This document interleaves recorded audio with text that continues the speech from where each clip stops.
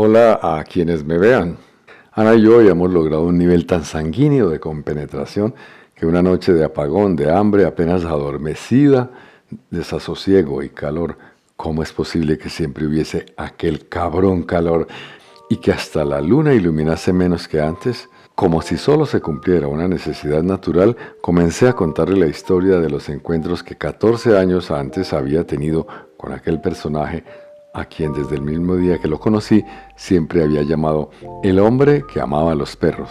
Hasta esa noche en que casi sin prólogo y como un exabrupto decidí contarle aquella historia a Ana, jamás le había revelado a nadie de qué habíamos hablado aquel hombre y yo, y menos aún mis deseos postergados, reprimidos y muchas veces olvidados durante todos esos años de escribir la historia que él me había confiado. Esta es una parte de El hombre que amaba a los perros, una novela del cubano Leonardo Padura. Para que ella tuviera una mejor idea de cómo me había afectado la cercanía con aquel personaje y con la revulsiva historia de odio, engaño y muerte que me había entregado, incluso le di a leer unos apuntes que varios años antes, desde la ignorancia que me cubría en aquel momento y casi contra mi voluntad, no había podido dejar de escribir. Apenas terminó de leerlos, Ana se quedó mirándome hasta el peso de sus ojos negros.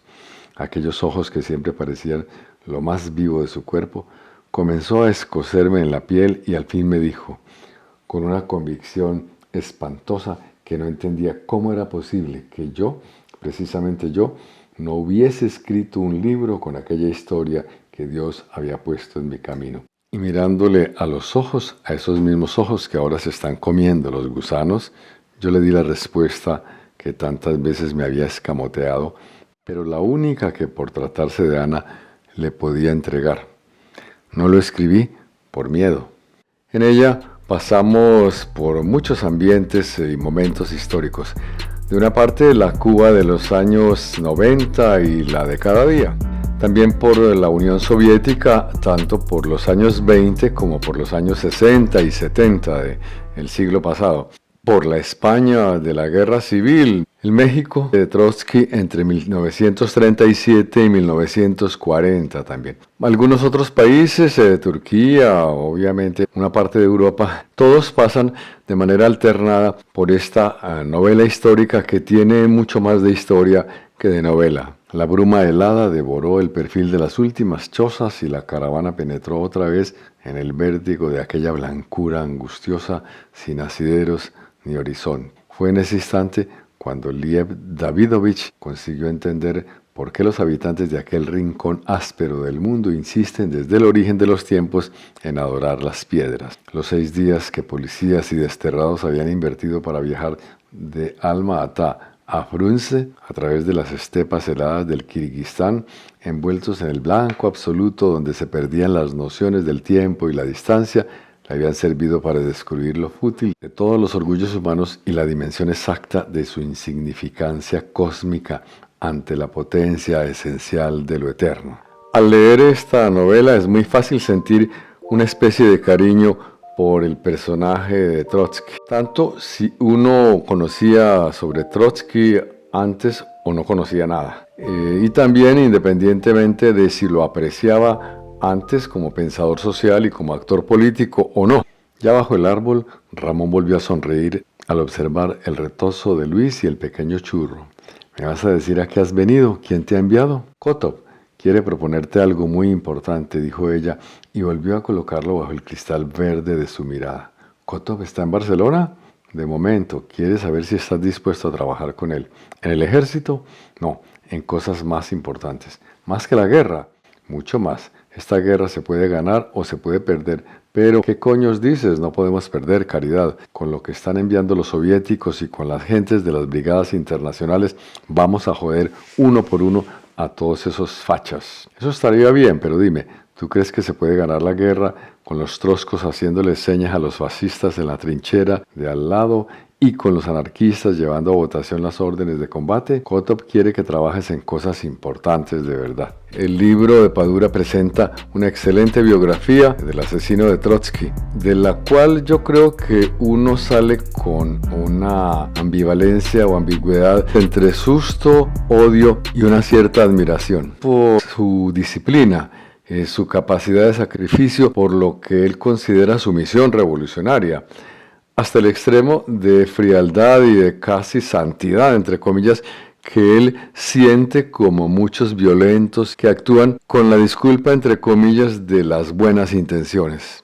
¿Y para qué me quiere Kotov? Ya te lo he dicho, algo más importante que disparar un fusil en una trinchera llena de agua y de mierda. No me imagino qué puede querer de mí. Los fascistas están avanzando y si toman Madrid, Ramón negó con la cabeza cuando descubrió una leve presión en el pecho. Coño, Caridad, si no te conociera, diría que has hablado con Kotov para que me aleje del frente después de lo que le pasó a Pablo, pero me conoces, le cortó ella. Las guerras se ganan de muchas maneras, deberías saberlo. León Trotsky y el asesino, el señor Mercader. Personas que ya son reconocidas por su capacidad de acción, por su frialdad e incluso por su crueldad, cuando las circunstancias de cada uno o se los ha exigido o se los ha propiciado. Más de una vez, observando la destreza marinera de Kara-Lambos y Lev Davidovich, se había preguntado si no había llegado el momento de perpetrar un acto de suprema sabiduría y despojarse de todas las armaduras para darse la oportunidad de respirar, por primera vez en su vida adulta, un aire simple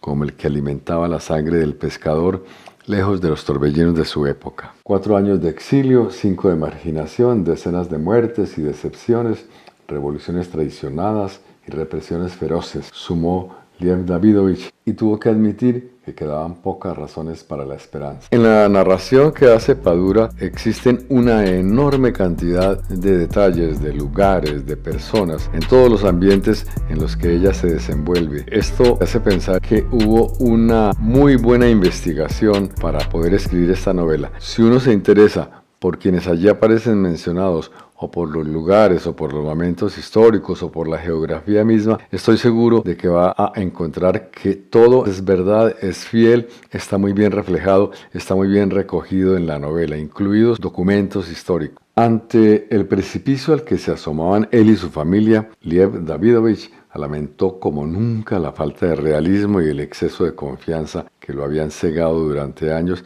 hasta el punto de permitir que engendrara y creciera ante sus propios ojos aquel tumor maligno adherido a las murallas del Kremlin llamado Joseph Stalin. Un hombre como él, que siempre se había preciado de conocer el alma humana, las debilidades y necesidades de los hombres, y se había enorgullecido de poseer la habilidad de mover conciencias y multitudes. ¿Cómo no había percibido el vaho fatídico que brotaba de aquel ser oscuro? Durante años, Stalin le había resultado tan insignificante que por más que hurgara en su mente, nunca había conseguido visualizarlo en el que debió ser su primer encuentro en Londres en 1907. La calidad y la complejidad de esta obra es tal que en una misma página uno podría encontrar 15 o 20 nombres de personas o de personajes importantes que pertenecen tanto al mundo de la política como del arte, de la filosofía o simplemente personajes secundarios, claro está. Todos ellos necesarios son muy bien incluidos dentro de la obra y todos parecen haber existido así como los plantea Padura. Una misiva sacada de Moscú por manos amigas llegó a Prínquipo para ratificarle a Lev Davidovich la magnitud del desastre que se fraguaba en su antiguo país. La remitía Iván Smirnov, el viejo bolchevique al que lo había unido una entrañable amistad y que había sido uno de los oposicionistas doblegados en el verano de 1929. Smirnov había entendido muy pronto que aun cuando le hubieran asignado un puesto oficial, su destino había quedado marcado por haberse enfrentado a Stalin bajo la bandera del renegado Trotsky. Presintiendo la contraofensiva a la que su antiguo camarada se lanzaría, Smirnov había decidido correr el riesgo y le enviaba un informe sobre las proporciones de la devastación económica y política que asolaba a la URSS y que no obstante tan pocas esperanzas ofrecía para una victoria de cualquier oposición, al menos a corto plazo. Además de estos personajes, se hace alusión a organizaciones políticas, sociales, a partidos, todos los cuales existieron, participaron o existen y están presentados en situaciones, diálogos, conflictos históricamente ciertos y muy bien narrados. Unas semanas después, proseguía Dan, le llegó a Bujarin un comunicado de Stalin. Debía olvidarse de las negociaciones, ya no le interesaban los papeles de Marx y Engels y le exigía que se presentase de inmediato en Moscú. El doctor Le Saboró estaba presente cuando Bujarin recibió la orden y fue testigo de la lividez que invadió el rostro de quien fuera el niño prodigio del bolchevismo, el teórico más prometedor de la revolución. Le Saboró le había sugerido no regresar. Aquella llamada imprevista solo podía tener un fin de retenerlo y convertirlo en víctima de alguna represión. Nikolaievsky opinó igual y le recordó a Bujarin que si se quedaba en Europa podía convertirse en un segundo Trotsky y liderar juntos una oposición con mayores oportunidades de desbancar a Stalin. Pero Bujarin había comenzado a preparar su regreso. Lo hacía en silencio, automáticamente, como un hombre que a voluntad y conciencia se dirige al cadalso. Le Saboró, en un ataque de ira, le preguntó cómo era posible que un hombre que por años había peleado contra el zarismo y acompañado a Lenin en los días más oscuros de la lucha, aceptara regresar como un cordero para someterse a un seguro castigo. Entonces Bujarin le había dado la más demoledora de las respuestas. Vuelvo por miedo. La caracterización y la biografía novelada que se hace del asesino de Trotsky es un perfil muy entretenido. A uno se le antoja que es completamente verdadero, al menos como lo presenta, es muy creíble, es verosímil y está muy bien ilustrado y con muchos detalles. Tuvo este señor una infancia familiar enredada, una juventud de luchador social, un entrenamiento de alto nivel de espía del régimen soviético y se capacitó, se entrenó como un agente de alta capacidad de actuación física y psicológica. Todo con el objetivo de cumplir una misión que le encarga el jefe del Estado soviético y la historia misma según él y ellos la veían. Primero había escuchado el alarido y cuando abrió los ojos vio que el herido con las gafas torcidas sobre la nariz conseguía abalanzarse sobre su mano armada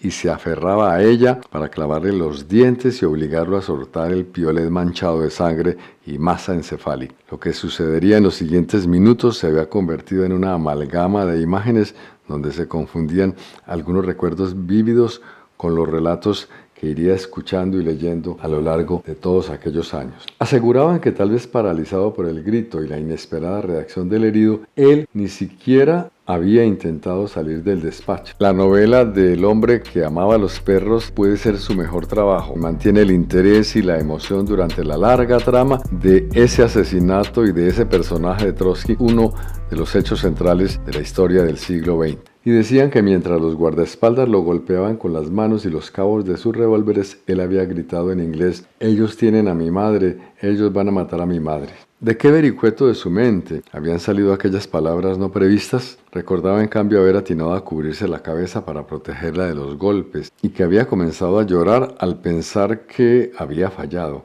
No podía creer que el viejo hubiera resistido el golpe y se lanzara contra él con aquella fuerza desesperada.